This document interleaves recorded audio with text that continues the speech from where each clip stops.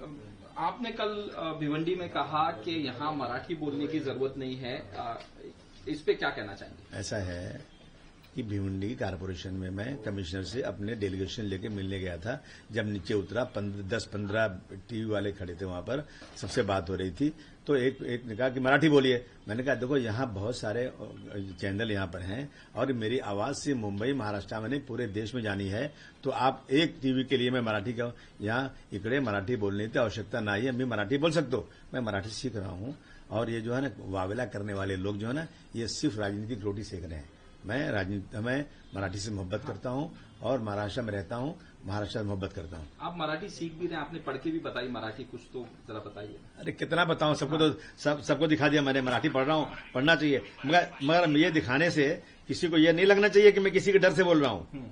देखिए मैं सुबह रोज आना, हमारे दोस्त इमरान है, हमारे टीचर हैं, वो रोज आना मुझे ऑनलाइन सिखाते हैं। और मैंने अपने स्टाफ से जो लड़के मराठी जानते हैं उनसे कहा तुम लोग मुझसे मराठी में बात किया करो, भले मैं तुमको जवाब शायद थोड़ा गलत सही दूं, लेकिन धीरे धीरे से भी जाऊंगा। देखिए घुसने को घुसने बोलते हैं, चुराने को चोरने बोलते हैं। आप देखिए ना, ये सीख रहा हूँ, ये मैं किसी के डर से कर रहा हूँ क्या?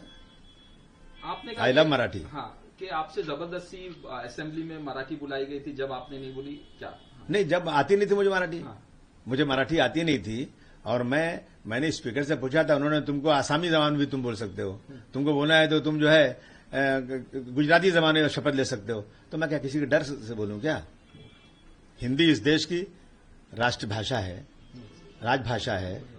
और हिंदी जो है हिंदी को बढ़ाने के लिए असेंबली पार्लियामेंट में एक कमेटी है जिसमें 40-45 एमपी होते हैं कि जितने भी सेंट्रल गवर्नमेंट के काम है सब हिंदी में करो।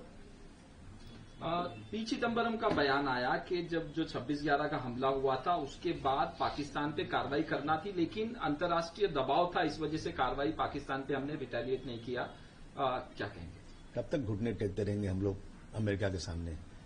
इतना बड़ा वाकया हुआ और हमने सिर्फ दबाव में कोई रिटेलिएशन नहीं किया। और इतना बड़ा 26 लोग कश्मीर में मार दिए गए और हम लोगों ने अमेरिका के दबाव में काम नहीं किया। मतलब ये तो अफसोस की बात। 140 करोड़ जनता पूछ रही है कि हमारी फॉरेन पॉलिसी क्या है, हमारे इंटरनल मैटर में इस तरह से अमेरिका का दबाव कब तक बर्दाश्त किया जाएगा? इसीलिए मुझे याद आता है वो वाकया, वो जो मैं पढ़ता हूं किताब डॉक्टर राम मनोहर लोहिया साहब की। उन्होंने कहा था कि एक संघ बनना चाहिए, हमारे सारे पड़ोसी मुल्क को मिला करके एक शक्ति बनाना चाहिए ताकि हम किसी के दबाव में ना आए। इतना बड़ा बड़ा आतंकवाद होता है और अमेरिका के लोग, अमेरिका से जो है वहां से हुक्म आ जाता है और हम लोग सरेंडर हो जाते हैं। ये हम समझते हैं बहुत ही दुखद बात है। ये कुर्ला में कल किरीट सुमैया गए, जाके कहा कि यहाँ पे जबरदस्ती आई लव मोहम्मद के जो स्टिकर हैं वो चिपकाए जा रहे हैं। वहां पहुंचे और वहां पे उन्होंने नारेबाजी की। आप क्या कहना चाहते हैं? नहीं, ऐसा बिल्कुल नहीं है, गलत है वो, मुझे मालूम है। वो नमाज के बाद लड़कों ने अपनी मोहब्बत का इजहार करने के लिए आई लव मोहम्मद लिखा था। और मैं समझता हूं कि मैं लड़कों से सबको कह भी रहा हूं कि बंद कर दो ये, क्योंकि इसको जबरदस्ती एक कंट्रोवर्सी बनाई जा रही है। I love. आपने कहा महाराष्ट्र में 2 लोग जो नेता हैं उनको कुछ काम नहीं है, आपने नाम लेके किरीट सुमैया और नीतीश राणे के बारे में कहाँ अभी एक मिनिस्टर बन गए हैं, शपथ लिया उन्होंने शपथ लिया संविधान की, और वो कहते हैं ये मेरा हमारा जो है देश जो है हिंदू राष्ट्र है, हिंदुओं की सरकार है। ये क्या, ये अलाउ है क्या बोलना? एमएलए बनने थे, शपथ लिया था कि मैं जो भी काम करूंगा कानून के मुताबिक करूंगा, अपने संविधान का ख्याल करूंगा। ये और दिन रात इसी में लगे हुए हैं कि कहाँ कुछ हो जाए, कुछ मिल जाए उनको। और बेचारे ये जो हैं हमारे किरीट सुमैया साहब, इनको टिकट ही नहीं मिला, ये एमएलए भी नहीं है, एमपी भी नहीं है। अभी इनको यही काम दे दिया गया कि जाओ नफरत फैलाओ। किरीट सुमैया साहब, वहां जबरदस्ती किसी को स्टिकर नहीं लगाया गया था। आप भी आपके लोग भी अपने धर्म का प्रचार करते हैं, सभी लोग करते हैं। देश में इक्वल अपॉर्चुनिटी सारे मजहब को है। लेकिन मैं अभी कहना चाहता हूं अपने तमाम नौजवानों से कि भाई आप जो है ना, आप लोग हुजूर सल्लल्लाहु अलैहि वसल्लम से अगर लव करते हो सचमुच, तो स्टिकर के बजाय आप उनके बताए हुए रास्ते पर चलो, ताकि दुनिया में ऐसा लगे ना कि हुजूर सल्लल्लाहु अलैहि वसल्लम ने पैदा होने से मरने तक की जो इंसानियत का पैगाम दिया, अगर तुमने वो आम कर दिया ना, तो तुम्हारी इज्जत और तुम्हारी इस देश में बहुत बढ़ जाएगी। पीसीबी के चीफ है मोहसिन नकवी, वो ट्रॉफी लेके नो कमेंट। दूसरा, जिस तरह से ये इंडिया पाकिस्तान का मैच हुआ उसके बाद आदित्य ठाकरे का बयान आया कि ये बीजेपी वाले शाहिद आफरी के साथ बैठ के, नहीं मालूम मुझे, नो कमेंट। मैं सब चीजों में नहीं बोलता। ठीक है। हद हो गई तुम्हारी यार।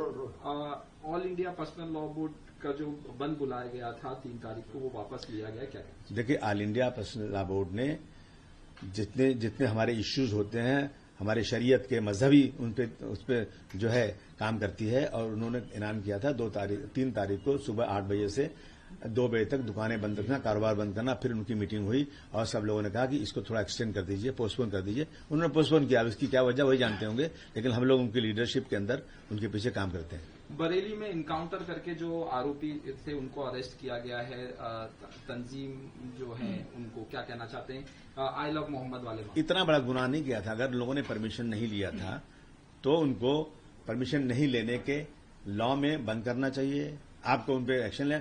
ऐसा लगता है कि कोई बहुत बड़े माफियाओं ने कुछ बहुत बड़ा आतंकवाद कर दिया है और पूरा हंगामा मचा हुआ, लाठी से मारा जा रहा है, सबको बंद किया जा रहा है, और जो नहीं हाजिर हुए हैं उनको गोली मारी जा रही है, जहन्नम में भेज दिया जाएगा। मैं समझता हूं कि ये अहंकार है, सत्ता का अहंकार है, और मुसलमानों को इस देश में तबाह बर्बाद करने की बातें हो रही। मैं समझता हूं ये देश के लिए ठीक नहीं, मैं इसकी खुली निंदा करता हूं। योगी आदित्यनाथ का बयान आया कि आपको जहन्नम में भेज दिया जाएगा, इस तरह से जो भी कायदा कानून हाथ में लेगा। मैंने कहा, जवाब दिया ना मैंने आपको कि कायदा कानून कौन सा लिया उन्होंने कुछ आई लव मोहम्मद के लिए कुछ एक जुलूस निकाला, उन्होंने प्रोटेस्ट निकाला, उन्होंने परमिशन नहीं लिया था, तो उसको रोक के परमिशन नहीं लिया, उसके कानून के मुताबिक उन पे केस फाइल कीजिए, यही तो होता है हमेशा। लेकिन उसके ऊपर जितना एक्शन जहन्नम में भेज देंगे, मतलब दुनिया देख रही है ना कि आप सत्ता का कितना दुरुपयोग कर रहे हैं और रोजाना सांप्रदायिकता को बढ़ावा दे रहे हैं। इसकी खुली निंदा होना चाहिए। वीके न्यूज, राष्ट्र के नाम।